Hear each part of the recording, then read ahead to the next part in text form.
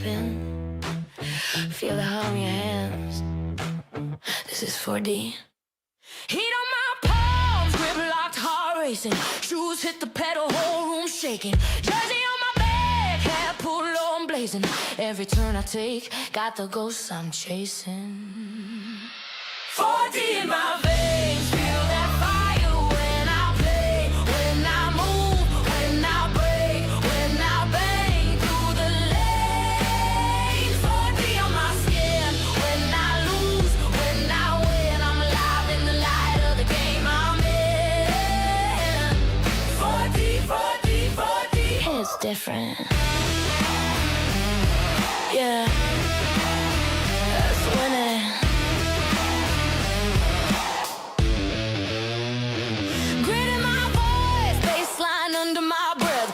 Stamped on the wheel like a crest. I don't just play, I live it. Every stitch says, get it. From the couch to the checkered, I'm the storm when I wear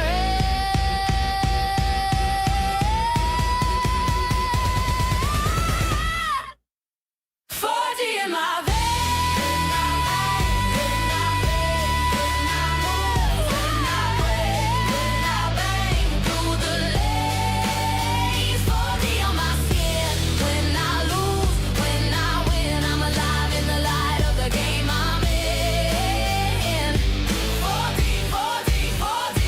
Different. It's different.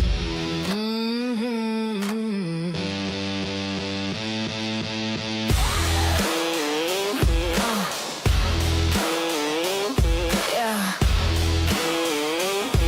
4D racewear. Let them feel you drive.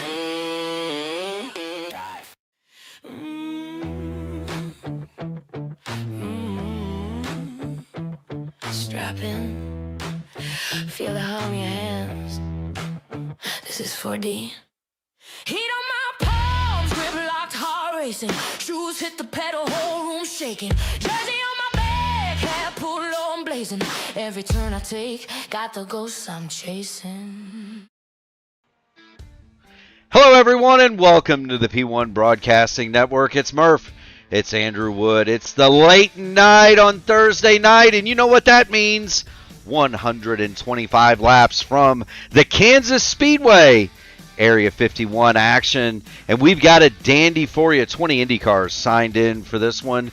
It is round 7 of the oldest continuously run IndyCar series in iRacing, and that brings us to the Kansas Speedway Oval, the track constructed just outside of Kansas City, Kansas, not in Kansas City, Missouri, Kansas City, Kansas.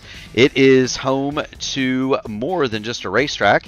There is a casino here, and you can see that off of turn 2. There is an MLS soccer stadium as part of this site as well, and coming soon, there will be a Kansas City Chiefs football stadium out here as well. Kansas Speedway, originally 75,000 seats. It's down to 48,000 now.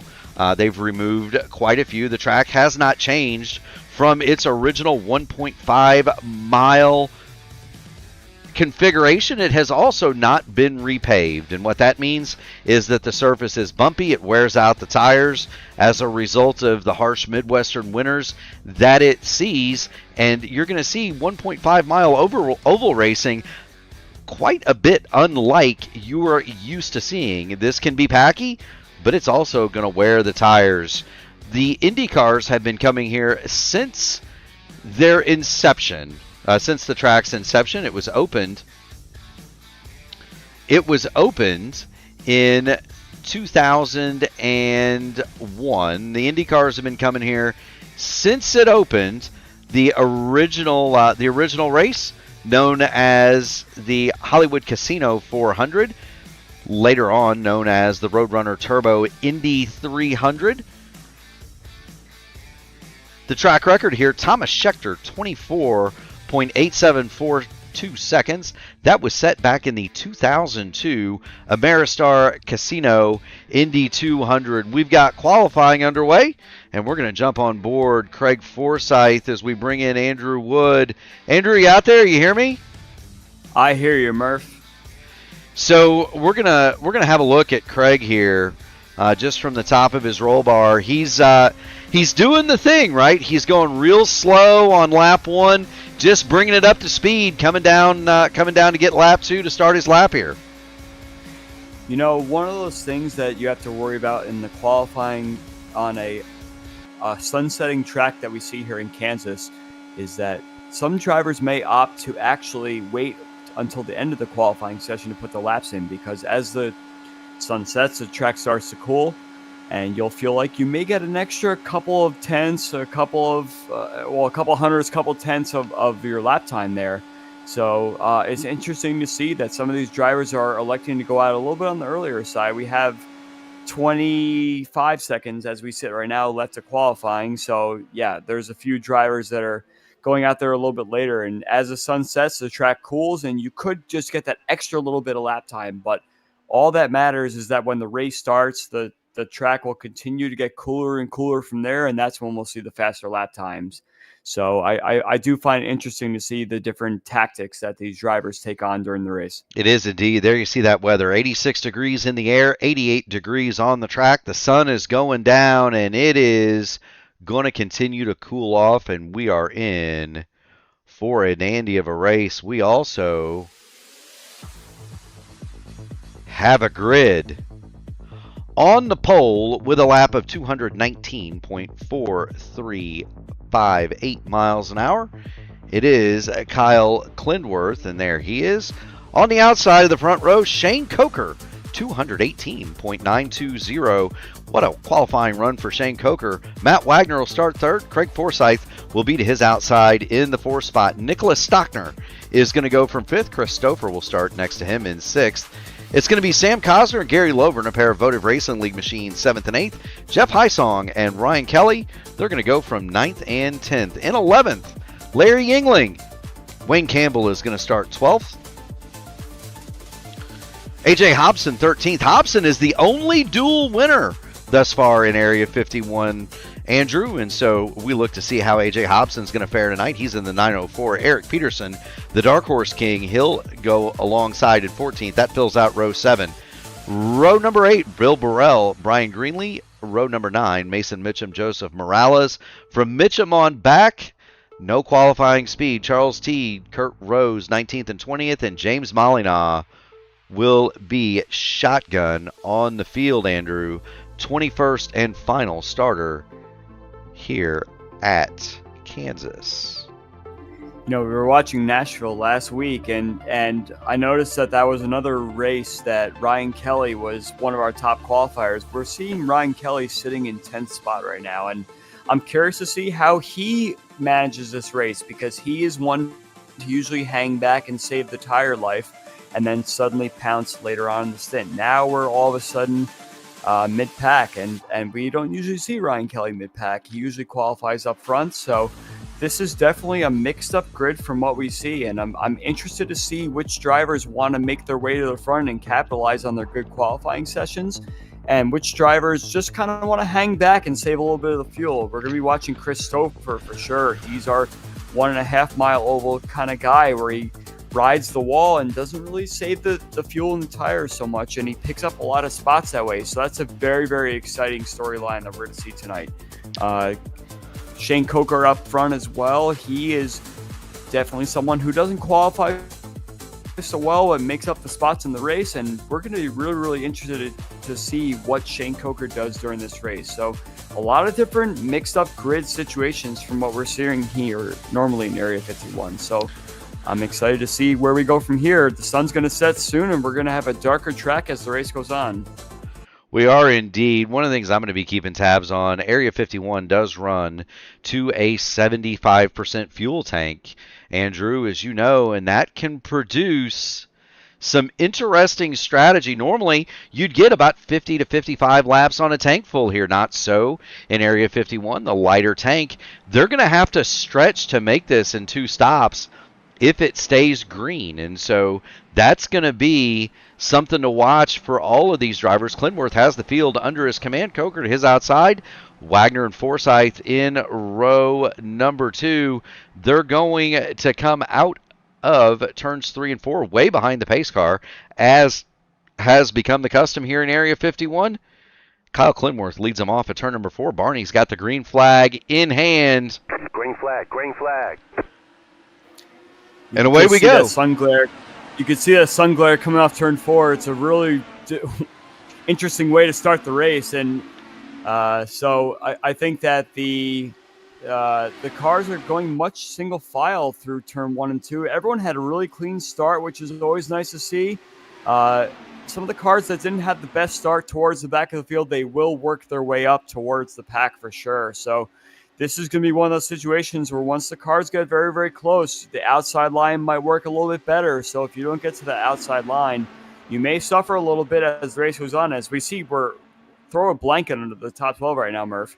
Yeah, they're 2 by 2 by 2 all the way back to about the 10th spot. Shane Coker shoots out into the lead, and he will command the point from Matt Wagner.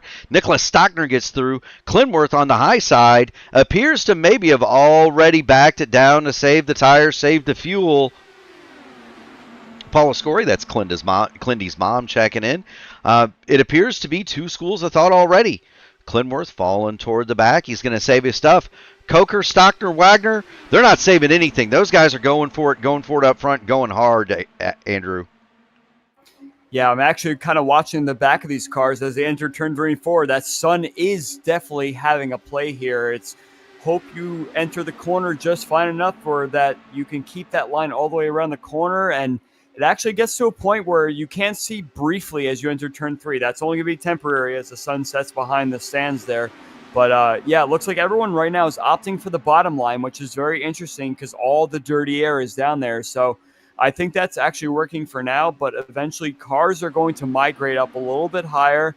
And as long as most of the grip is staying on the bottom, that's where you're going to see a lot of the cars racing as we sit here right now. Most certainly. So a guy that we would expect to be up on that high line is running in the 4th spot. There's Christopher in the 40 Racewear machine. He sits in 4th, immediately behind Matt Wagner and in front of Gary Lovern. Also on the high side, a little bit further back, you've got Eric Peterson. He's going to rally to the top. He's got A.J. Hobson, dual winner, in tow, and they're making time on that high side, Andrew. You see Peterson cut down in front of Clinworth. Cosner is going to stay up there, Hobson's going to stay up there, and they seem to be cycling themselves to the front. Clindy, after the front row start, he's already back to 9th. We're actually seeing this bottom line really working a lot for these drivers right now. Eric Peterson actually is our biggest climber. He's up to P7 crossing the line. AJ Hobson's making a move on him now, but that's up 6, maybe 7 spots. And that's really, really a good sign to see from some of these mid-pack drivers that just choose correctly to put themselves on a line that's more favorable to them to pick up a few spots along the way. So keep a watch on Eric Peterson. It looks like he has something going on that hot rod underneath him. Yeah, there you go. Peterson up 7, Hobson up 5, and Hobson looking to the outside of Ryan Kelly. Kelly himself is up 4 spots. He went from 10th to 6th. So we've got some comers. We've got some goers early on, and that's what you want to see. This could be a flat-out race. It could be a pack race. It could be a very tactical race. One of the things I'm noticing, though, about Hobson, as he runs, everybody up front, single file, Coker leading the train, one of the things I'm noticing about Hobson, he's up at the top, and Andrew, he's got clean air up there. He does not have the benefit. He does not have the negative of running in the wake of the car in front. Kansas, even though it's a 1.5 mile track, Andrew, you know this, it can wear your tires out in a hurry. By being up there and everybody else being single file on the bottom, A.J. Hobson's not just going faster. He gets by Kelly, he moves up to Gary Lovern. He's not just making passes. He might be saving his tires too. You know, one of those things that we were talking about at Nashville last week is that a lot of the drivers are trying to get to the top of the racetrack to make the passes on the outside. This is a whole different scenario here where every single car is just hugging that white line. And once you pile a whole bunch of cars on that white line, you can't make any progress, right? Because the car ahead of you is obviously on the white line ahead of you. So A.J. Hobson's doing something that is a lot more difficult, which is trying to run the top side of the track to pass cars that are on the bottom. Of course, you're going to pass cars when everyone's checking up a little bit in the corners, but you're taking the longer way around the track at the end of the day. So I think it's actually working for AJ Hobson, but you're right. It's going to wear out those right side tires a lot more than you would expect. We have a car that touched the wall there. I think that It's Charles might Teed. have been Charles Teed, yeah. It's Teed. So, yeah, it's just going to be a matter of trying to find the clean air at this point, because now it seems like a lot more cars have joined that top line there, and you're going to make those passes even though you're going around the longer side of the track just by having no cars up there that are interrupting your momentum. You know, it's pros and cons, right? Everything in life is a compromise, a trade-off, and for AJ Hobson, he's going faster up there. He's making passes. He has moved, as of now, AJ Hobson is up 10 spots. But you're right. It burns the right front up a little bit more for AJ Hobson. The other thing it does is it burns more fuel. So by doing that, Hobson is saying, look, I don't think this thing is going to go green all the way. I think we're going to have a yellow at some point here.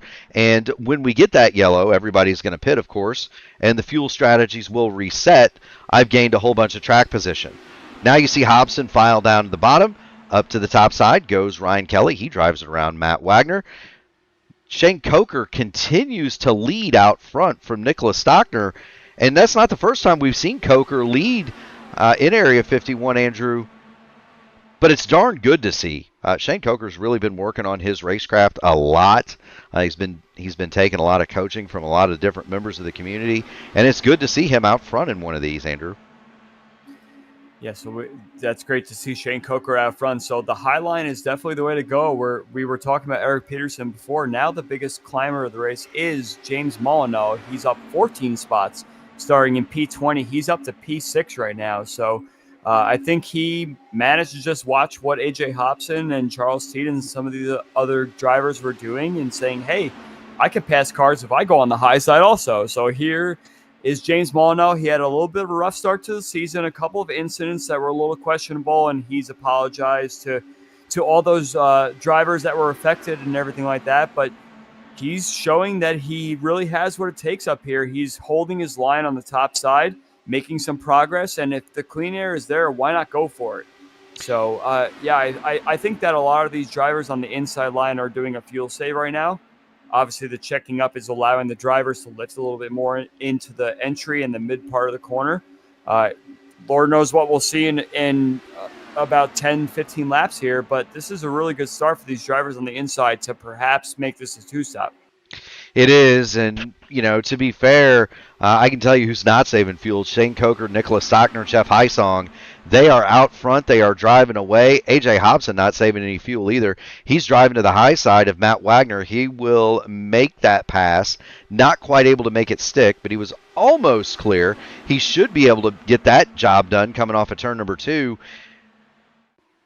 I've always said, though, Andrew, that this type of racing may be the most dangerous type of racing that we do in iRacing, in IndyCars. When you are in a fuel-saving conga line, that's almost tougher to do that than it is to run flat out and try to pass people that way. You know, it definitely does get very difficult, especially if you're on that inside line. Like I was mentioning before, everyone's kind of checking up. If someone does it too early or in a spot where that's a little bit more uncomfortable, it could get very dangerous. But I think at this point, everybody has a mission. So we were mentioning the Eric Peterson, James Molyneux situation where they want to get to the front, so they're going to take the outside line. They're not going to push too hard to try and sift back into traffic again. But at the same time, some of the drivers that are in this pack here, actually, now that they've raced each other for 20-plus laps, they know exactly where their lifting points are going to be. So it's going to be a little bit easier to sort of fit into a spot where you don't have to worry so much about pushing too much. And if you say, okay, if I lift a little earlier this lap because I predict the person ahead of me is going to do it a little bit earlier also, it seems to be working right now. That could flip on a dime, and you could be in a situation where cars pile in on top of each other. But just from what I'm watching right now, everybody seems to have a mission, and everyone is racing with people around them that are on the same exact mission as them. They're comfortable to lift and save the fuel and tires that they need. And you have some cars that drift on the high side and say, okay, maybe I'll pass you this lap. I want to see if I can just hang in my 1 or 2 positions away from where I am. So I think that's the goal for this first stint. Let's see what happens going on in the race here. 100%, Andrew. Looking at the Dark Horse teammates, that's Teed. Teed goes all the way to the bottom. He got a little bit loose. Brian Greenlee goes past, as does Ryan Kelly. Kyle Clinworth. Charles Teed had himself a moment there coming off of turn number 4, and it's going to cost him 4 spots from behind teammate Eric Peterson. Peterson is now 9th. He's on the back of James Molyneux. You've got Gary Lovern involved there. They're following the 40 Racewear car of Chris Stouffer. He's looking at the back of A.J. Hobson. Let's jump on board with James Molyneux, and he seems to be the one that's out here having the most fun. He's on the high side. He's got Stouffer right in front of him. There he goes around Stouffer, and Molyneux has decided, look, I'm tired of riding. I'm going to go around the top. I'm going to put it in fuel map 1. Let's go. And Molyneux has now made it up to the 6th spot. He's right behind Hobson, and he's up there on entry, really where people named Gant, Larson, and Petty like to tread, Andrew. It's definitely a matter of trying to figure out which line you want to take. So you could definitely tell there's a lot of fuel saving going on throughout this pack. I'm actually watching from Charles Teed's point of view from the back, just watching the pack up ahead and everything like that. And you can see there's a lot of shifting and sifting and trying to fit your car into a spot going on. So I think we're getting close to that first pit stop right now. I think if we make it to the 42 laps, then it's definitely a 2-stop race. But yeah, Shane Coker is going to be the first one that we're going to watch on this fuel rotation here. But as what you were mentioning before, the cars that go high and say, okay, I'll stay high for a couple laps and then sift back in the line again. Maybe another car or two goes by them. It's just kind of like a circular tornado, if you will, of cars that are passing each other, falling back, passing each other, falling back. And as long as you have a gist of what the general motion is of the cars around you, that actually is the best method to do a group fuel save of sorts. So we're about 14 laps away from making it on 2 stops if we can go from here, Murph. We are indeed. Do want to thank everybody for tuning in. Paula wants to know about her boy. Is he being cagey and biding his time? I don't think he's being cagey. I think he's running that car to a fuel number. He's going to try to extend this first stint as long as possible. Theoretically, 42, and 41 will get you home. But when I'm in this situation, and Andrew, feel free to chime in. When I'm in this situation, I want to try to. When I'm in this situation, I want to try not to. Spin. Well, not spin and not take flight, right? But also, I want to try to get more laps than just the number. I want to get. If I'm in this race, I want to get to 44 or 45. Because if it's, 45 is max save, full burn might be 37. And I want to be able to put the hammer down and go as hard as possible as soon as I can. And the only way to do that is to bank laps early, Andrew. You're on the opposite kind of mindset as me, Murph.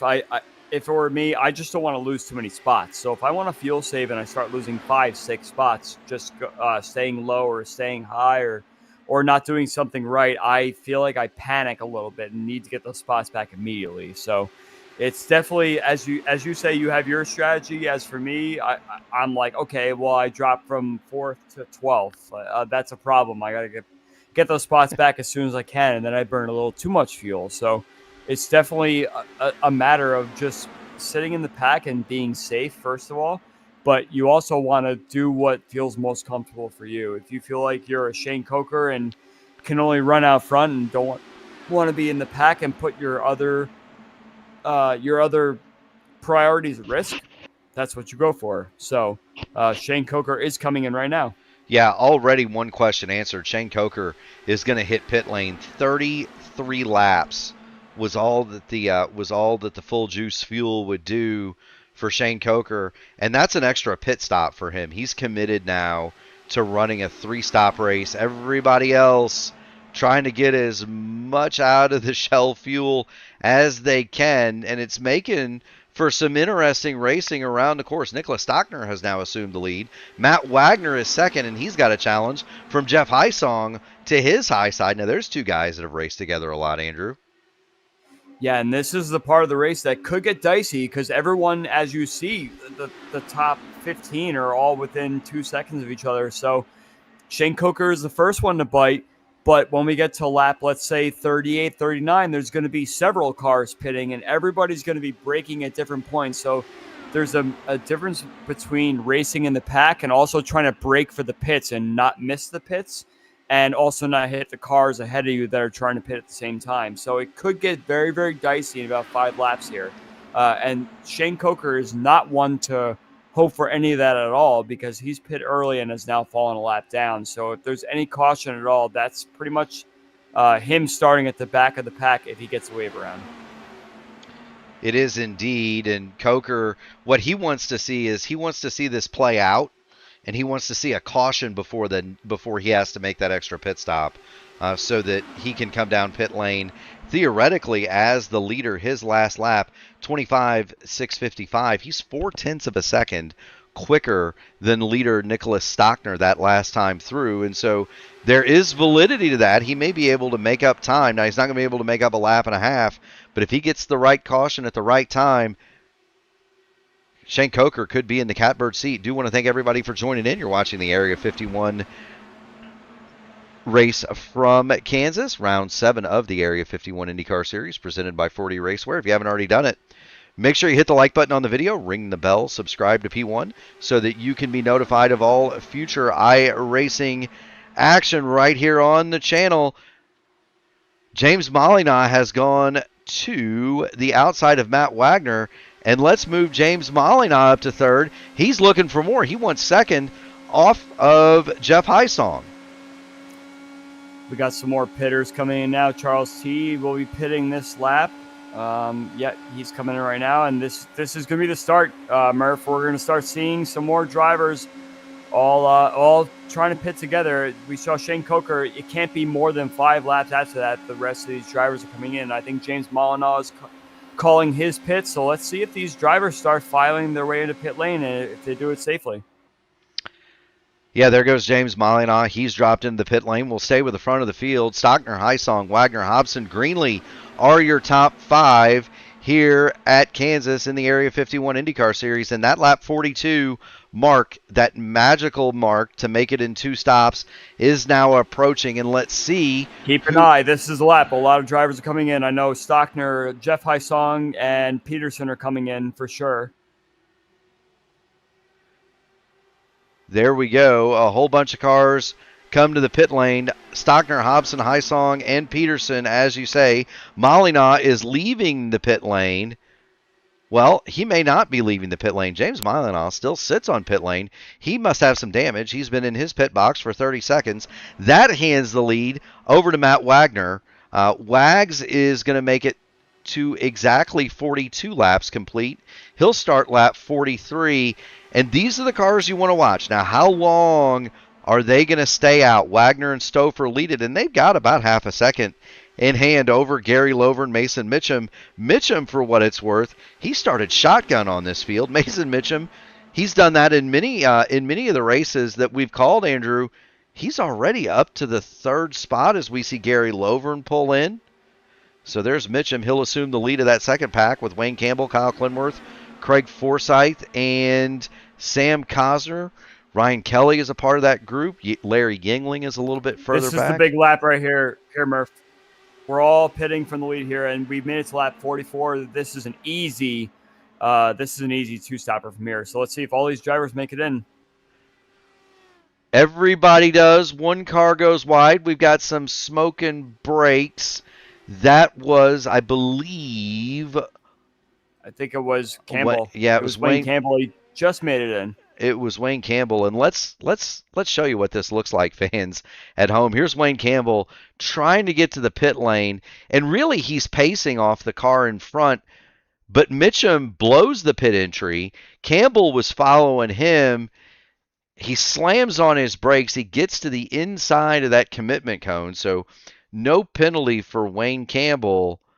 But that's heart attack inducing, isn't it, Andrew? Definitely. Yeah. That I mean, you try your best to stop, but you also know everyone else around you is stopping at the same time. So it is very difficult to try and manage that. But back out on track, I noticed Shane Coker has definitely managed to get the advantage on quite a few guys here. Like he's leading the pack of, I believe that's Hobson, Stockner, and Gary Lovern. So he's coming out of the pits a lot quicker than some of the guys that are around him. So I don't think we're going to have this big pack that we saw in the first stint. It's going to be all based on how good the pit stop was. You're right, James. Was it Molina? Mitchum Yeah, got a penalty. Mitchum I was looking at. I thought I was looking at Molina, but Mitchum got a penalty. But I think we're all done with our first round of pit stops now. Coker has assumed the lead, and that early pit stop where he was running 0.4 of a second faster than everyone has managed to get him out front. Now he's going to be on a whole different pit strategy, but we do notice that the top 10 are within sort of a draft range, but after you get outside the top 10, it starts to fade out from there. Yeah, so the big winner here, Shane Coker comes back out in the lead. The big winners here have to be Matt Wagner and Chris Stouffer. They came in at lap 4. They came in having completed 42 laps, and they are still in the lead draft, which is 10 cars. Everybody back to, well, 9 cars rather. Everybody back to Chris Stouffer is in this lead group. Ryan Kelly has become separated from that lead group. He is 10th. He's got Mason Mitchum with him. Mitchum is a lap down. Larry Yingling is there as well. Clindy has hooked onto the back of them. They are out of the range of the draft, or were temporarily. They're starting to catch back in. They're starting to catch back up to that draft, but they got to use more gas to get there. Andrew? That's definitely one of those things you have to think about. But at the same time, a lot of these drivers went past 42 laps on the stint, so they're able to extend that fuel strategy. So yeah, you have to use a little bit of gas to get up to the pack, but once you get up there, then that's when you start the conserving situation. So I think that's something to consider. Unfortunately, Murph, I noticed that Craig Forsyth has seemed to have another mechanical issue. He's out of the race right now. Yeah, Craig Forsyth has disconnected from the server. He'd been having problems with his setup wheel and pedals and things of that nature. And just like in real life, we do get failures in the sim world. People watching at home may think, oh, video game. It's guys on controllers. Most of the competitors here are going to have sim racing rigs. I know I have one. I know you have one, Andrew, and they're pretty much all one of one. There are no two alike. You can buy certain things from vendors, but even the stuff that you can get from a vendor, it's all small batch stuff. It's not like there are thousands of them, and so, things go wrong, things break, things malfunction, and Craig Forsyth has been going through that of recent, and he has disconnected from the server. Shane Coker leads it. A.J. Hobson is second. Stockner, Lovern, and Wagner are your top 5. That second group, led by Ryan Kelly, has made it to the front. Of all the guys that were in that group, I think Clindy might be the best off. They all stopped after lap 42, but Clintworth went 45 laps. So he's going to be the one that's going to have the most fuel at the end. You see Mason Mitchum, he's trying to get his lap back the hard way, and he wants to do that so that he can put himself 1 lap down. He's currently 2. Andrew, Mason Mitchum wants to get up at the front of this thing for 2 reasons. 1, he wants his lap back, but 2, he wants to get up there and pull his boss along. That's Shane Coker, the leader of that Votive Racing League team. He wants to get up there and pull his boss along so that Shane can save some gas. What's interesting here, Murph, is that what we were watching in previous races is that everyone starts on the low side and then eventually migrates up to the top. This entire race, the entire pack is sitting on the white line and doing the fuel save. That leaves such a big opportunity for drivers like Mason Mitchum that wants to try and get their lap back the hard way, as you put it. No one else is up on the high side. So once you're able to get up there and make the spots, once you get the spots back, then it's so easy to get your way back up to the front again.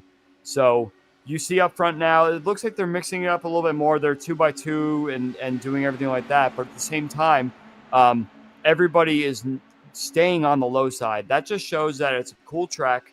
It could be a pack race if need be, but if the big thing that everyone is thinking about right now is the fuel save, especially because they got close to the 42 laps, but they need to do 42 laps again to ensure the fact that they can go to the end of the race. This could mean that the end of the race is going to be a little bit more exciting with a little bit more 2x2 racing than we'd expect as long as they stay green this whole way. Yeah, it's really started to cool off both in the atmosphere and on the track, down to 86 degrees in the air, 90 on the track. Wind is northeast at 7-8 miles an hour, and that's not going to really bother these cars all that much. Mason Mitchum has gotten to the front of this field, but crucially, he wasn't able to slot in front of Shane Coker. And so Coker unable to save fuel off of Mitchum, and you would think that they would try to orchestrate that a little bit better, Andrew. Yes, absolutely. You think that it's like, okay, Mason's in trouble. Let's make sure that he gets in as in line as quick as Whoa, he can. Coker coming back to pit lane. Yeah, I was just going to mention, I think that Coker was within 2 or 3 laps of pitting just because of his early pit stop. So he is definitely on a 3-stop strategy right now. There's no chance of him making it a 2-stop situation. But from here, I think we're going to go to about lap 75 for the earliest drivers to pit. But everybody's going to probably go above 83, 84 to ensure the fact that they saved enough fuel to go 2 stops. They will. Now, A.J. Hobson is going to reassume command. I was just about to say, if you're one of these drivers that is in this field, and they've got Bill Burrell out there now, so they're going to be able to save off of Bill Burrell. But one of the things that I kind of wanted to point out is you do want to kind of recognize the situation as we look from the P1 helicopter. You do want to kind of recognize the situation. If I've got a lapped car out there, Andrew, you want to use them. I mean, there's Bill Burrell. You need to recognize the situation. It doesn't necessarily do you any good to put Bill Burrell 2 laps down here, but if you're Hobson, that's a gift, brother. You want to use him to save as much fuel as you can. You are absolutely onto something there, Murph. I totally agree with you. It's okay. Like, you're catching them very fast because you're in a big streamlined lead pack here where everybody's kind of pushing everyone. So Bill is probably panicking right now, seeing a bunch of cars just randomly appear in his mirror. But, okay, so it looks like Bill's kind of pulling over a little bit. He's probably going to let the whole field by just on the top side there. But, yeah, it's one of those things that if you're a lapped car, and we've all been there where we've had a race where we're just kind of running by ourselves and the whole field is going so fast that they just fly by you. But if you're able to be crafty enough, you can say, okay, I can help you save the fuel as long as I join the pack in such a way that's helpful for everyone. So I just think it's too much of a match at this point. Everybody's staying in a single file line on the bottom right now. No one's really trying to make those big moves up top. So Bill probably felt very much like, okay, everyone's flying right now. I'm just going to get out of the way and hope for the best. Yeah, I mean, if that's me up there, I'm getting on a radio to AJ Hobson and I'm saying, hey AJ, you mind just letting me pull you guys around? I'll let you save some fuel and I don't lose another lap. Burrell obviously felt like he should let the field by, and that's his call, clearly. Meanwhile, Hobson, he's 24 laps down on his current run. We're going to pull the current since last pit numbers up, so the fans at home can see him. We would expect Hobson, Stockner, and Peterson due in. They last stopped at 42. I would expect them right on the nose at 84. Lovren would be due in a lap after that. Same for Greenlee. And then 2 or 3 laps later for Wagner and so forth. Cosner and Clinworth would be the last to pit here. And that's going to allow them to go absolutely full bore at the end of this race. one thing I'm concerned about with AJ Hobson is that he had Shane Coker to save fuel off of in the last stint. Now Hobson is the one that's the what do you call it, The rabbit. peloton, is that what it is in a bike race? The person that's leading the pack in the bike race. That's what AJ Hobson is right now. Someone in the chat, please help me out here. I think peloton is the word. Well, he's leading the peloton. The guy that's out front, you would call the rabbit. Thank you. Right. There's some nomenclature I tried to wrap in there that I just failed miserably at. But anyway, Hobson has to run the best fuel map right now because he is burning the most fuel, foot flat to the ground. He is the one that is burning the most. So I don't know if Hobson's going to make another 42 laps. Everybody else behind him is happy that he's there to burn the fuel for them, and they'll just sit there in the draft. But I'll be interested to see what lap AJ Hobson pits on because I think he will be the next one to go. He doesn't seem to be interested in letting anyone say, hey, come take the high side and pass me as well. So that's also an interesting dynamic in this part of the race. I will say this, though, Andrew. The pace has really slowed up. At last lap for Hobson, 25.895. We've seen Coker able to run 25.6s out front by himself, and that's where Coker is. And here's Shane. He's got Charlie Teed with him, and they seem to be doing a little bit of the swapsies. You see them haul off into turn number one. They're running 20. They're running 20, 25.6, 25.7. Hobson and this crew, they're a couple of tenths off of that, and that tells me that that the leaders here, they're running. Hobson may be leading the race, but he is not full rich. He's still running to a fueled number, Andrew. I just still think it won't be enough unless you have help. Everybody else in this field has help from cars ahead of them, so Hobson is going to be burning more fuel whether he likes it or not. It's just a matter of if he can make it to lap 84 to ensure that he's on a two-stop strategy. We're going to wait and see. All we know is that nobody's pitting in the next 14 laps. No, nobody's. If humanly possible. So that is making it a little bit less exciting to watch. As we see, we're just in one big caboose here, or one big train car line. But at the same time, everybody's trying to race to win. And I do think that the last stint of this race is going to get a lot more exciting. So bear with us during this main maintenance stage of the race, and we'll see what happens after the next pit stop. And the next pit stop could be even more fireworks. So we'll see what happens. We saw fireworks in that first cycle. Mason Mitchum got a speeding ticket coming to pit lane, as did James Molina. They are now laps down. Molina 1 lap down. Bill Burrell has started to come back and surge back forward. He works to the outside of Sam Cosner, and Burrell's 1 lap down. Look, I mean, he's out there saying, look, I still got a shot at this. If I can get back up there and get in front of the leader, I'm back on the tail end of the lead lap, and if caution flies, I'm right back in the thick of this thing. So Bill Burrell's going to run up there and see if he can't get his lap back. Meanwhile, everything pretty much is status quo throughout the field. AJ Hobson is your leader. Nicholas Stockner runs along in second.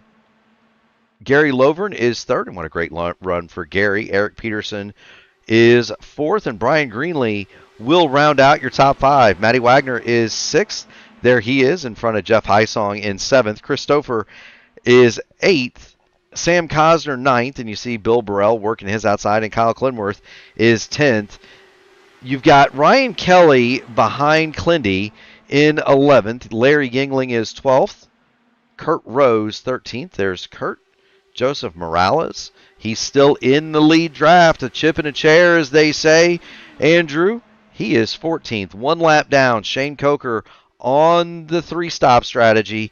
There he is.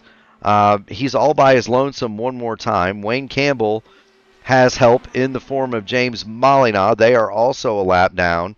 Charles Teed is coming back out of the pit lane. He has just made a stop. Teed is 18th. He is 1 lap down. Bill Burrell, 2 laps down now, is 19th. Mason Mitchum, 3 laps in arrears, is 20th. There's Mace, and Craig Forsyth has whatever issue he had fixed. Shotgun on the field, 6 laps down. Craig Forsyth. not a good night for the Canadian. He's here. He's going to try to see. He's going to try to see if he can't finish it out.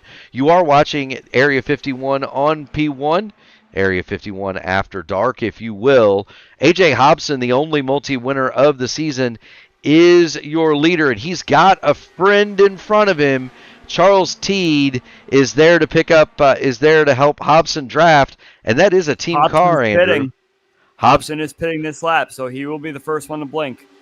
78, not enough to make it a two-stopper, so he's going to be at a heavy fuel save mode if he wants to make it on two stops for the next one. Yeah, he's coming. So Hobson's blinked. Let's see who's next. Yeah, you see him hit pit road. He made it. He will have made it to lap 80 when he crosses the line, 80 complete. He's going to have to do 45 on his final run. A.J. Hobson is going to need a yellow. We'll see who can benefit from Charles Teed being out there. Is it going to be Nathan Stockner? Now, Stockner's been out 39 laps. Is he going to hit pit road this time? He will not. Remember, Stockner has been in the draft of A.J. Hobson for most of this race, Andrew. We got more cars that are jumping in. I believe Eric Peterson, Greenlee, Wayne Campbell are all going to be coming in. All drivers that were towards the back that weren't saving fuel. We got some more cars coming in. I think it's getting close there, Murph. We need Whoa, Brian Greenlee. Brian Greenlee missed pit exit. He shot up the banking. He keeps everything going in the right direction, but Brian Greenlee nearly brought out a caution. He's trying to get to pit lane behind Eric Peterson. Watch this. You'll see Peterson come in, and Peterson was a little hot. And again, I think it's a case of target fixation, Andrew. Greenlee was just following Peterson, and he was too hot, locked him up. It shot him sideways, and we were very lucky that did not cause a yellow light. I think that onboard says everything there, Murph. We have these very, very fast entering pit stops from turn 4. We went the entire field on the first pit stop without a single incident. And we're so lucky that everyone got in and out of the pits in such a way that just shows the caliber of drivers in this field. We're doing it all again right now. We're getting these drivers in for their second pit stop, and mistakes are going to happen. Everybody's human. Everybody's trying to figure out the fastest way to get in and out so they don't lose the draft. And here we sit with Brian Greenlee able to get back in on the next lap. So it's not like he ran out of fuel. He just wanted to come in at such a time that he could fill up and be good to go. We've had some more cars in the meantime come in. Gary Lovern still stays out there right now. He is 100% good to go for the rest of the race. I believe Gary's actually coming in this lap. We're going to see, I believe, Stouffer maybe as well, or he might go one more. Yeah, these guys have turned it up at the front of the field, too. 25-4 the last time through for Gary Lovern. He hits pit lane. Matt Wagner is going to assume the lead. Wags last stop 42 laps ago, and so he is one of the longer runners. You've got Chris Stouffer in attendance behind him, and then Klindworth went one lap further, as did Sam Cosner. So these cars are set to run here for a little bit longer should they like, and that's going to set them up to be able to go full tilt, full gas toward the end of this race. And Wags has got a friend in Charles Teed, and he is not going to go past Charlie for anything here, Andrew. He's going to stay right behind him if he can. Yeah, we got Larry Yingling in, Ryan Kelly's in, Kurt Rhodes is in, Sam Cosner is coming in next lap. So we're filing in the rest of these drivers. They've gone 44 laps twice now, so that is enough to make it to the end. So, great job to these drivers doing another almost full pit stop cycle without a single incident, except what we saw with Brian Greenlee there that didn't really result in a caution. But we're doing a really, really great job looking out after each other on this track tonight, and it's really making a really, really great race for the green flag pit stops. Clendy is now in from the lead. He goes 45 laps on this stint. I think we're just about done with the pit stop rotation. We just have Wagner and Stouffer left. We most certainly are. That's going to turn the lead back over to Shane Coker. Once everything cycles through, Coker is going to have the lead from Hobson. The big winner, and I'm going to circle this right now, the big winner right here is the car third in line. That's Gary Lovern. Lovern is attached to the back of the two rabbits, Coker and Lovern. We know that Lovern has the fuel to make it. We know that Coker and Hobson are going to need some help. Gary Lovern is in the catbird seat. Matt Wagner is not quite in the draft. He is closing in on it, though.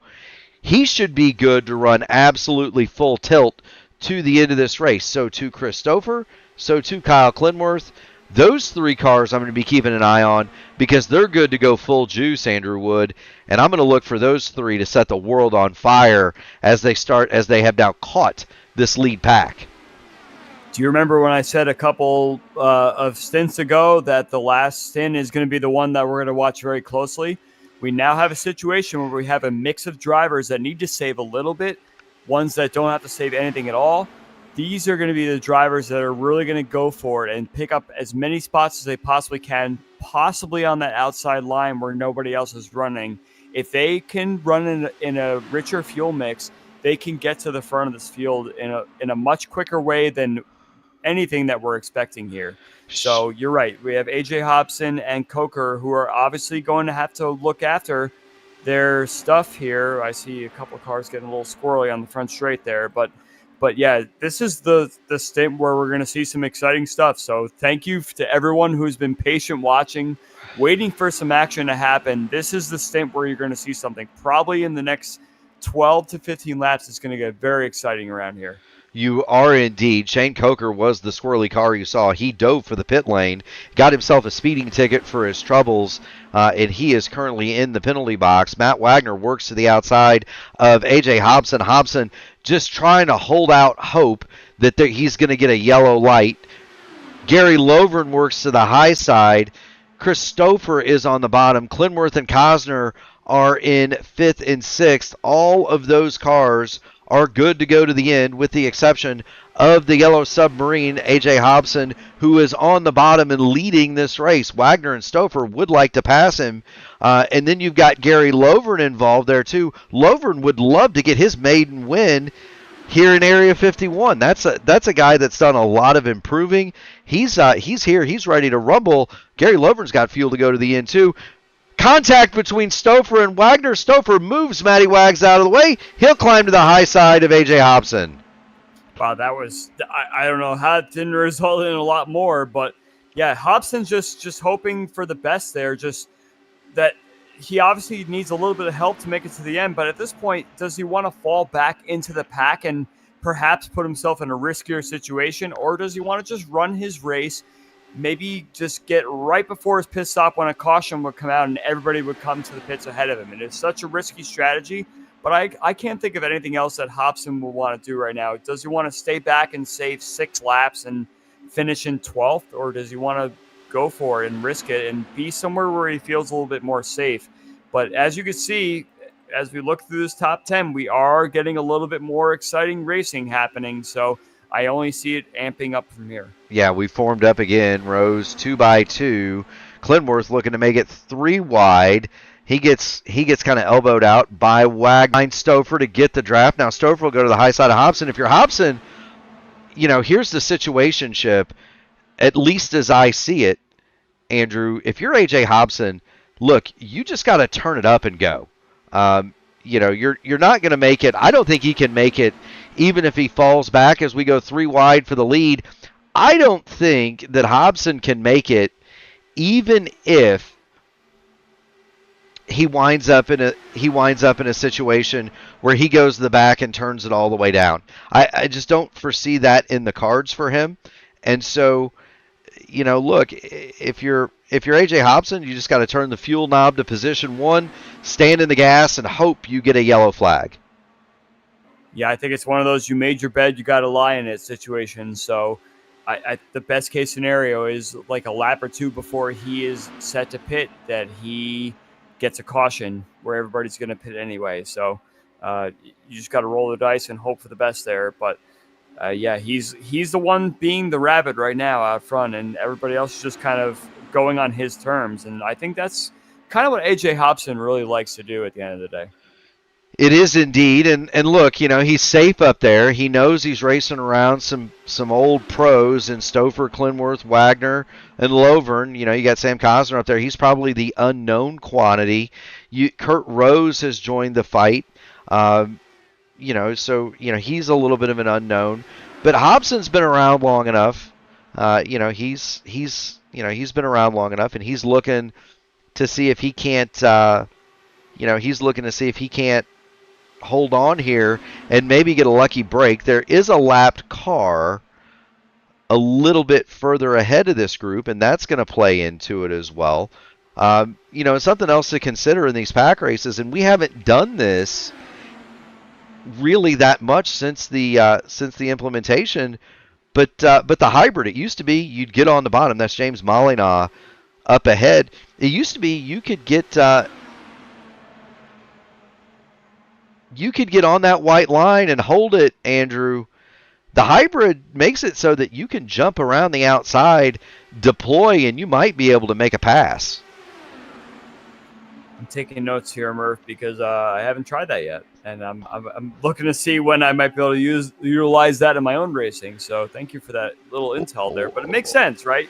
We have situations where drivers need to make a little bit of move, and you're really frustrated that there are cars on the bottom that just don't get out of the way, and no matter how much you try and wear over the right side tires, they just don't do anything. So that's a nice addition to the racing here on these ovals. You think you have the run on the inside, but in effect, you have to play around with different tools to make that happen. You do, and we saw that happen in the Indy oval race earlier today. Brandon Trost nipped Robert Malechka at the line, basically pulled to the outside on the exit of turn 4, hit the hybrid button, and drove right around Malechka. He didn't drive right around him. He beat him to the line by about 6 inches, but that's all it takes just to get the trophy. So, you may see something like that here, where a guy pops out of the draft late, hits the deploy button, and drives around the leader, nips him to the outside.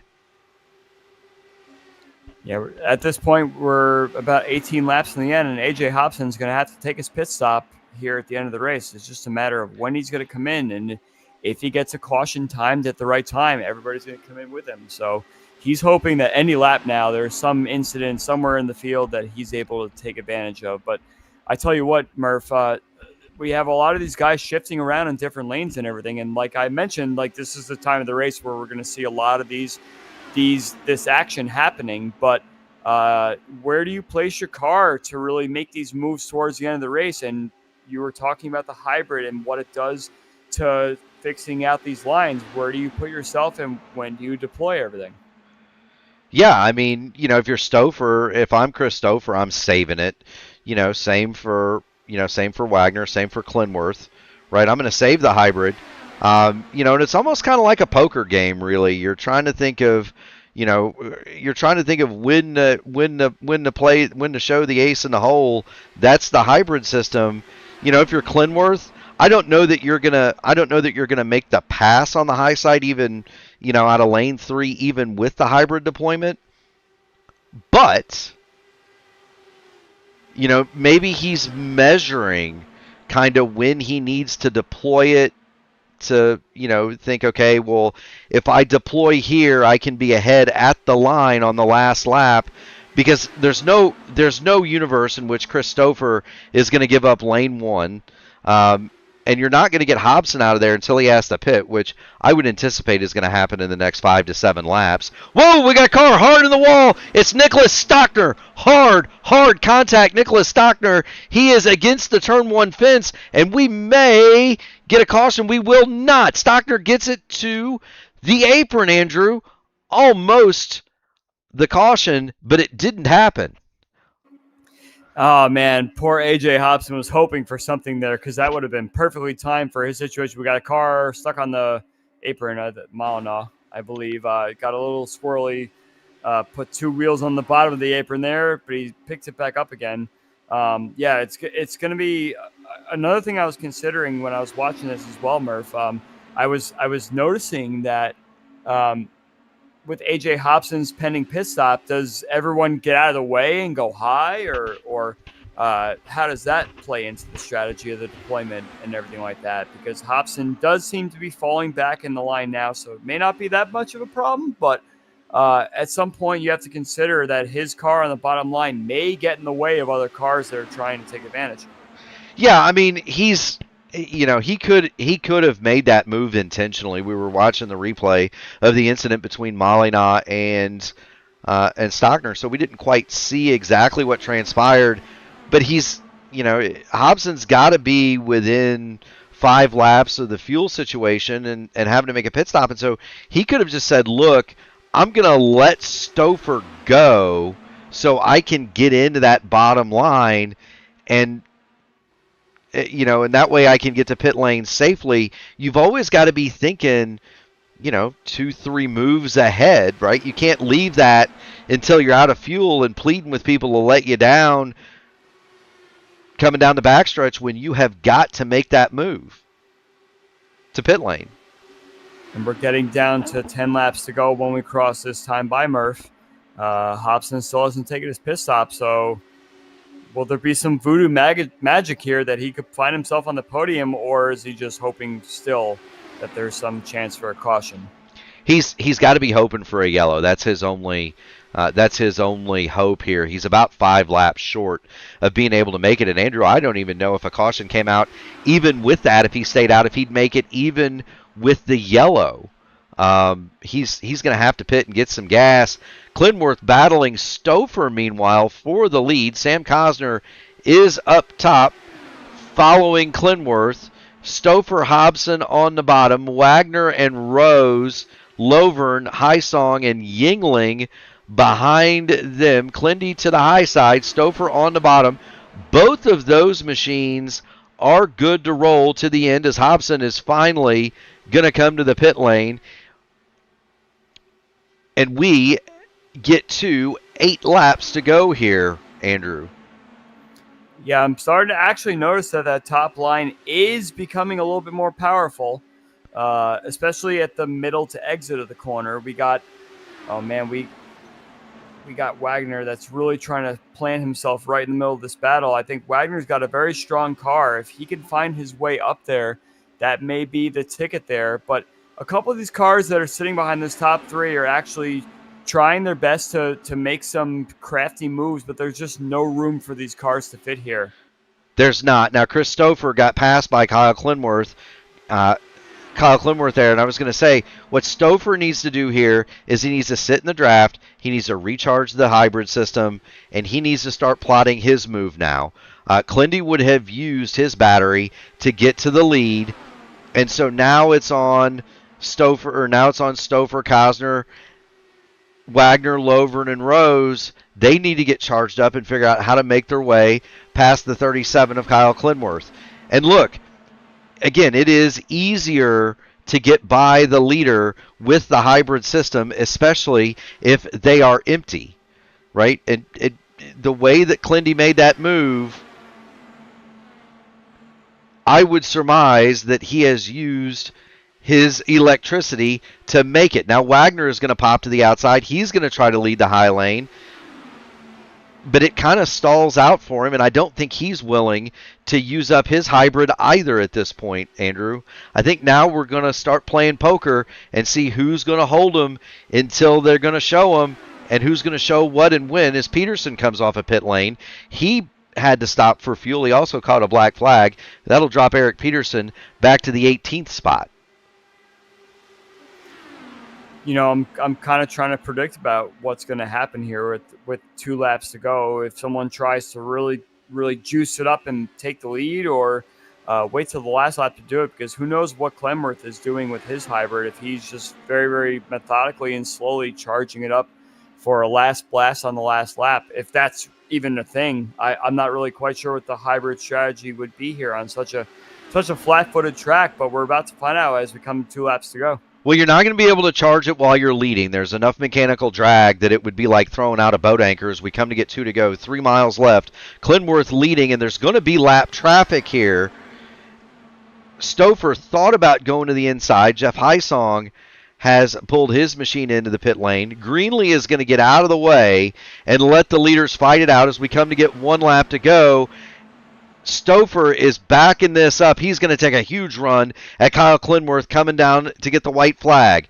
White flag is in the air. 1 lap to go. Mile and a half. Clinworth on the bottom. Stouffer on the top. This is for the win. Area 51 at Kansas. Clinworth will lead it off of turn number 2. Stouffer is going to duck in. He'll get the draft. He is going to get a run on the high side. They're even Steven going into turn number 3. Now who's got enough battery left to get to the line first? Wagner is going to try to make it 3 wide at the top. He's got a huge run. It's going to be Clinworth, Stouffer, and Wagner in that order.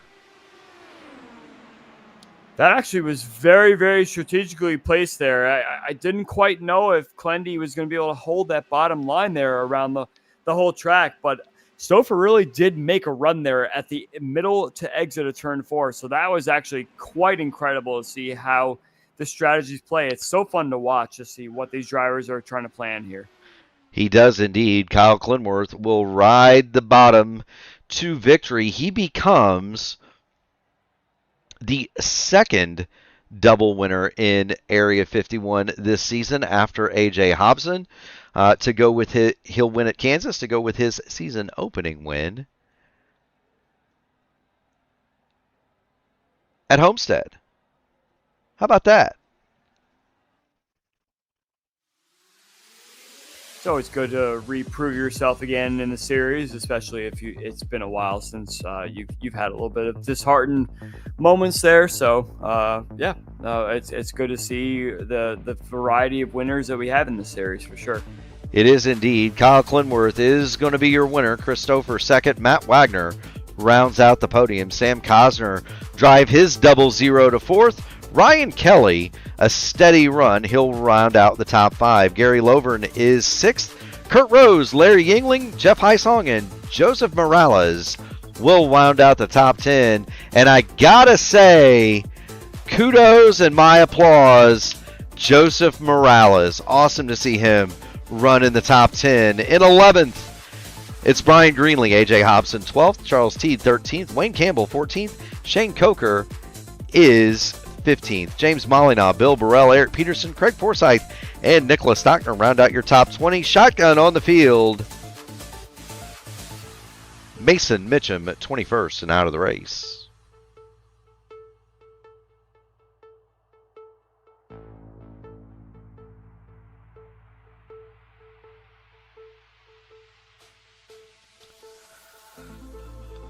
Whew. I don't know about you, Wood, but if you don't like that, I don't know how you can call yourself a motorsport fan. That was fantastic.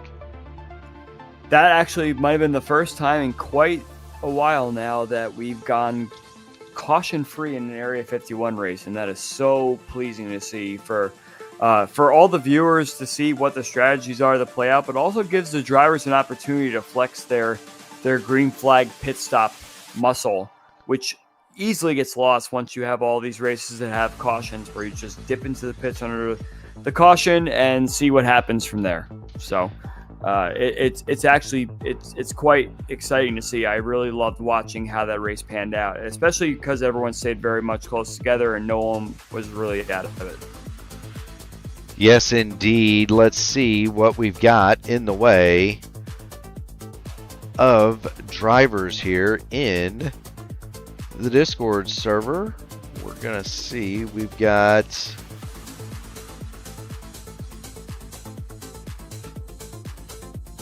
Wagner. We've got Stouffer.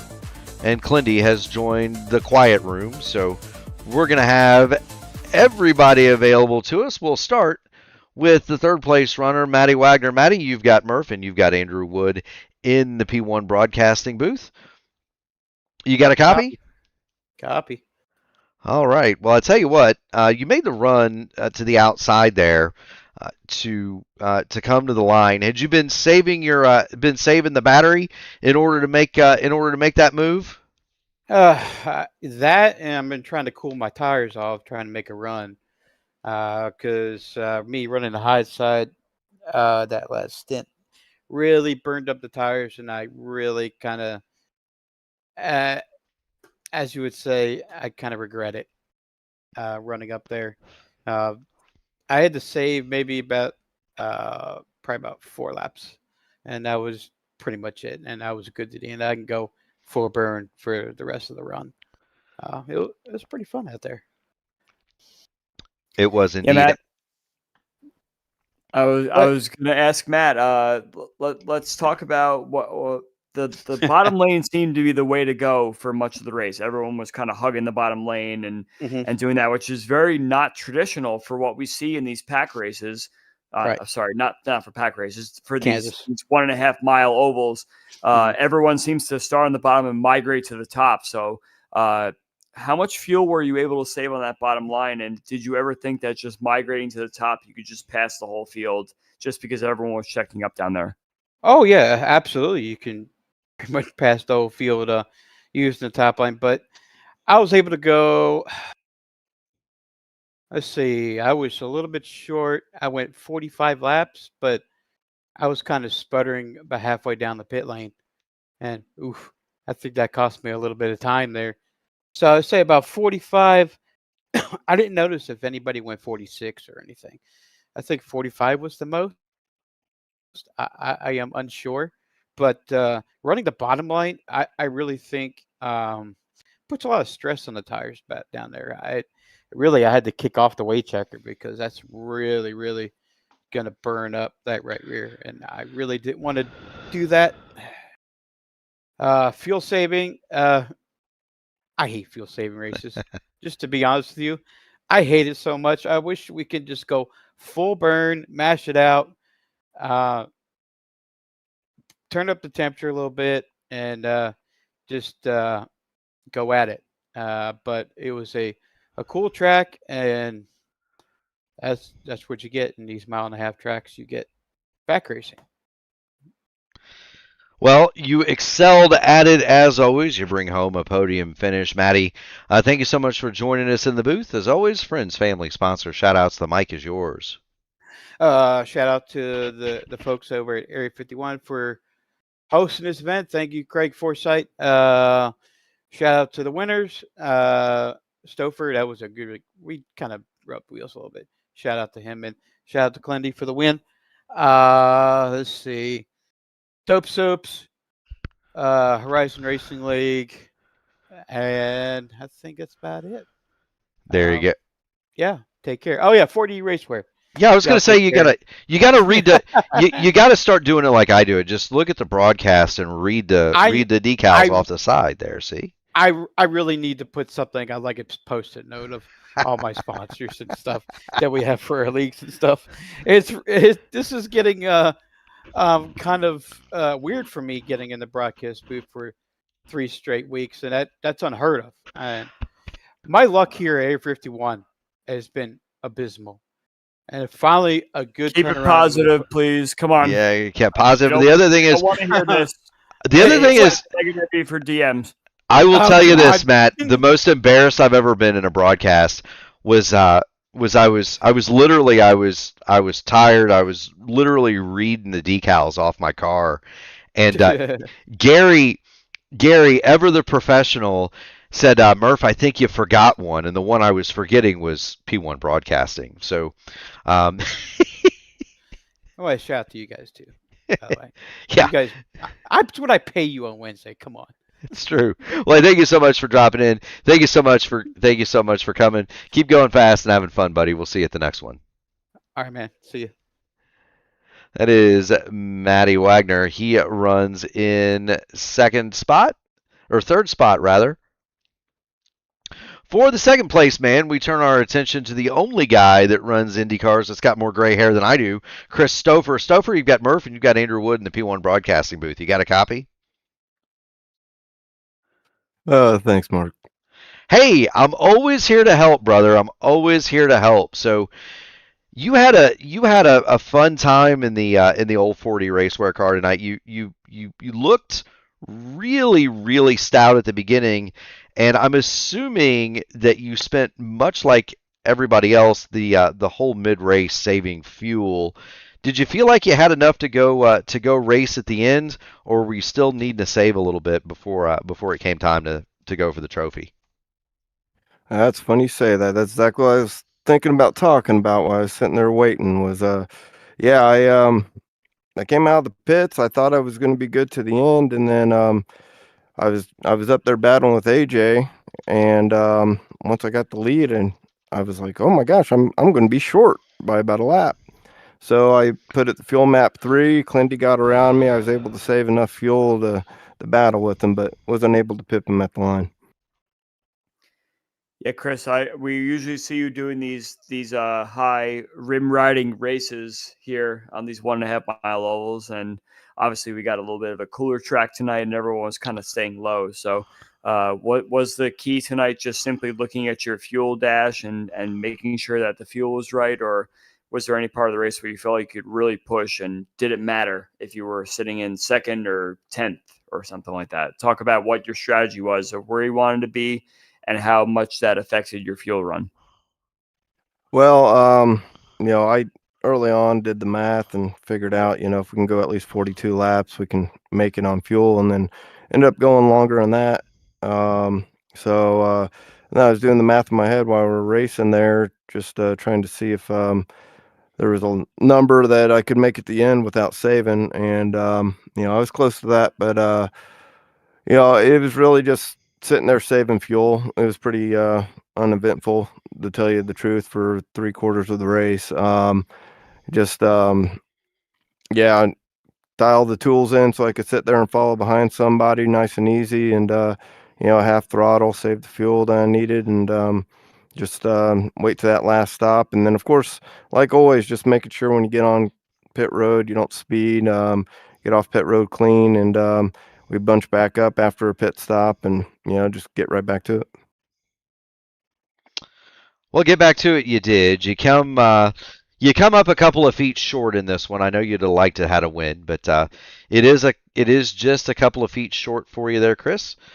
We do want to congratulate you on yet another podium finish. Don't have the points as yet, but I'm sure that you're going to wind up. I'm sure that you're going to wind up. Well, no, they are up. So you've moved up 5 spots into the top 10 in the points. So congratulations on that. With the middle step of the podium, come the spoils. You get the mic. Friends, family, sponsors, shout outs. Go ahead, my man. You've earned it. Well, I will say I am surprised to be in the top 10. I feel like I've had a pretty bad season all this season. I think this is the highest finish I've had, so I'll take it. But first shout outs, like always, shout out to 4D Racewear. Check out 4dracewear.com.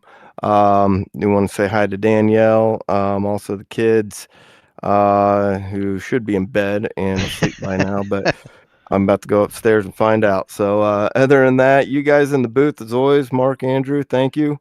And Craig putting on the league, everybody associated with it. It's fun. Thank you. Absolutely. Well, thank you so much for your time, Chris. I've got one that pulled out the blankie and the pillow, and he's sleeping next to me. So that's go check on your boys. Tell them I said hello, and keep going fast, having fun, buddy. You got you. Thank you. Absolutely. That is Chris Stouffer. He is your second place runner. And for your winner, we will bring in, and for whatever reason, Discord seems to not be wanting to let me drag him.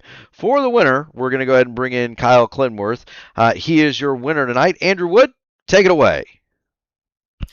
Yeah, Clendy, what a job there. I was noticing especially that you were kind of hanging off the back of the lap car Bill Burrell there, and I'm wondering if you were just using that as an opportunity to save a little bit extra fuel that you thought you might have needed later on in the race, or was there something that you had planned there to use the lap car to save or do something a little bit different on your strategy? Yeah, I was just able to save one more lap than the rest of the field. I think Sam Cosner and I were the only ones to do it the first stint.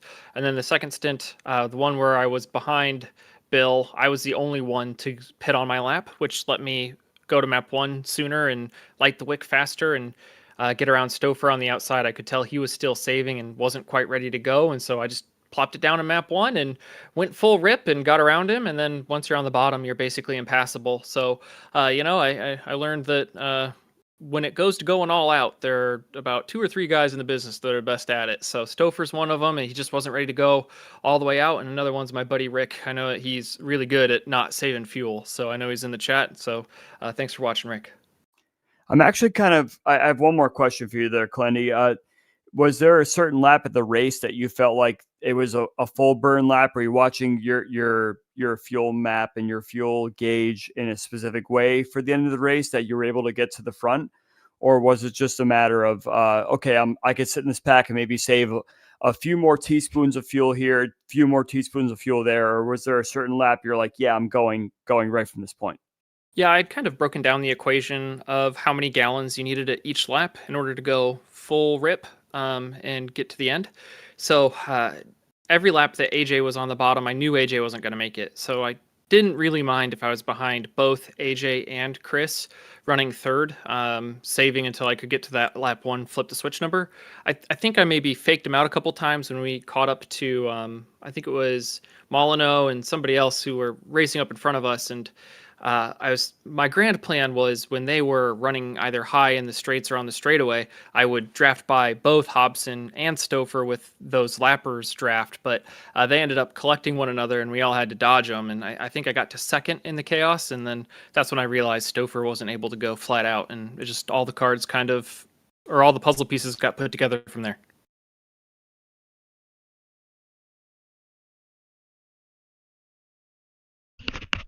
All right, Clendy, it was really, really great to watch you race this tonight. I didn't really see where you'd be such a threat falling back from the front row there and going back to 10th place. And, you were able to manage to save enough fuel to go all the way back up to the front again. So that's really, really awesome to see. So let's leave you the mic and you can shout out anyone you want, friends, family, sponsors, anything you want.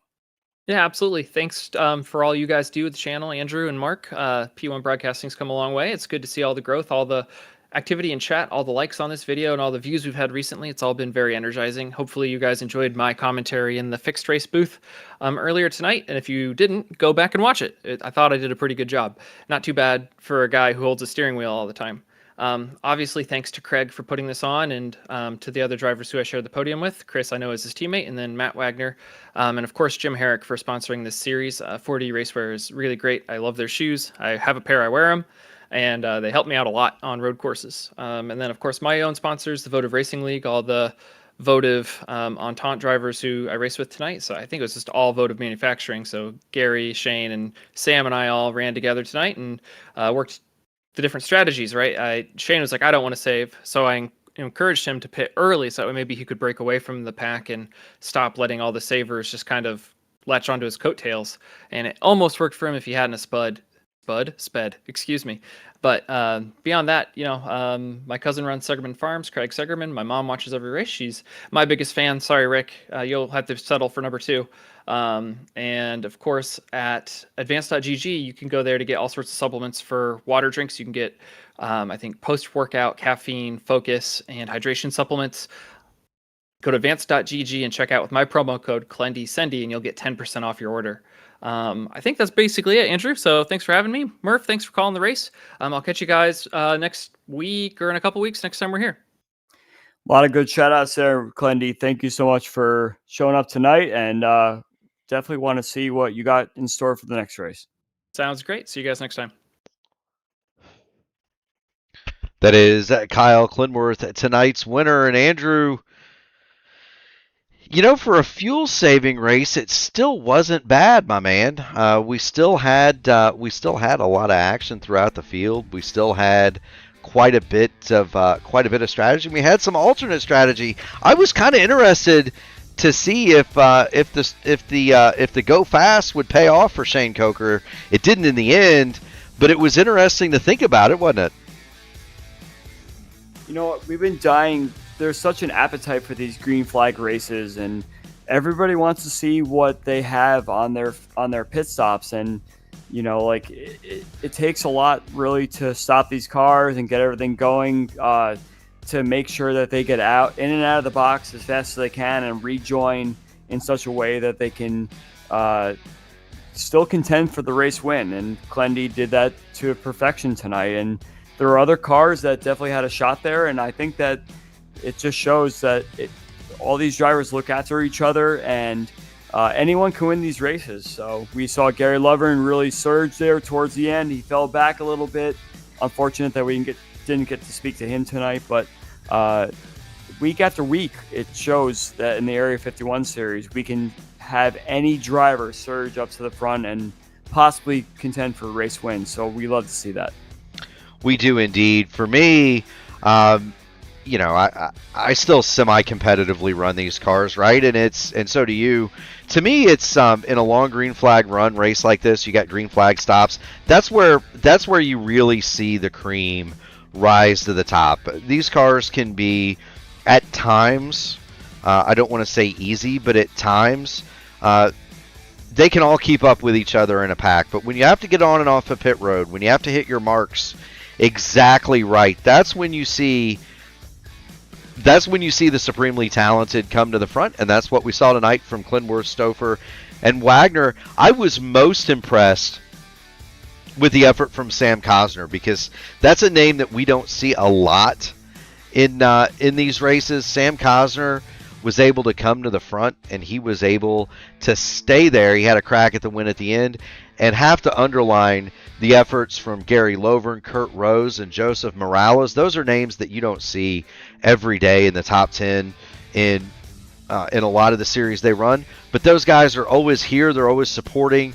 Area 51, other series as well. They're on the track, and they're competing. They're giving their best effort, and they're getting better. They're still learning. And my final thought goes to Shane Coker, because my goodness, he decided he was gonna ignore the torpedoes, head for the front, stay there. He was gonna run his race. If it panned out, he was gonna win the thing, and if it didn't, well, he led a lot of laps and he got on TV a lot, right? So Shane Coker, one yellow falls and Shane Coker wins a race tonight, and you've got to feel for him too. But good for him for making the effort. For future broadcasts, Area 51 is off for a couple of weeks. Next week is week 13. They are taking St. Patrick's Day off as well. Next race is going to be from the Daytona Road Course. We're going to get a twisty, Andrew. That's going to be on March 24th. On P1, tomorrow night, we've got another twin bill. It is a special presentation of the iRacing IndyCar Series presented by 4D Racewear. That is at 8 o'clock on Wednesday night. They're going to share with the Formula Super Series. They're going to be at the Watkins Glen Cup course at 8:20. On Thursday night, it's the Outland Custom Arms Grand National Series 8:20 pre-race, 8:35 start. They're going to be at Phoenix as well. No race Friday, the trucks are off. On no race Saturday, because the real-life IndyCar race is on Saturday. We don't want to trip over that. Sunday, it's going to be the Votive Indy Oval Series from Milwaukee at 8 o'clock. Do want to point out to everybody that next week, beginning Monday night, so a week from yesterday, there will be no official race Monday or Tuesday, because it is week 13, Andrew. You going to run any of the fun stuff? We'll have to see what's out there, and maybe I can show up for something. We'll have to check out what is in store there. I want to see him do GTP cars on super speedways. Those are always fun. With that said, we do want to thank everybody out there for tuning in. You guys make the broadcast what it is, all the engagement in chat. Keep that up. Do want to thank all the drivers on the track for doing what they do. Another awesome show tonight. Want to thank my broadcast partner, Andrew Wood. It's always fun to spend time with you, Andrew. But most of all, we want to thank the people that really make it possible. The military, the police, the firemen, the EMTs driving the ambulance. And Andrew, you're a race driver. The nurse that unloads you when they get you there. From the bottom of our hearts, we thank you all. Have a great night, everybody, and we will see you tomorrow night for IIS and Formula Super Series. Good night, everybody.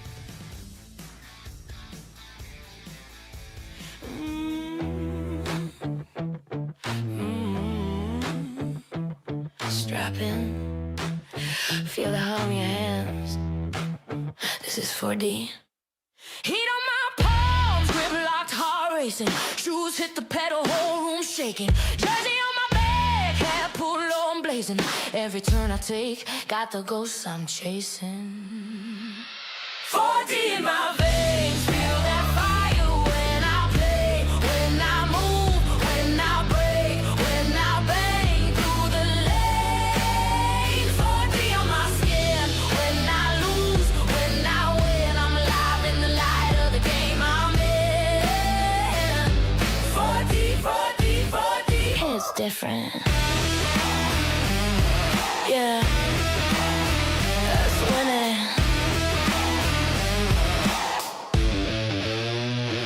Grit in my voice, baseline under my breath. Glove print stamped on the wheel like a crest. I don't just play, I live it. Every stitch says get it. From the couch to the checkered, I'm the storm.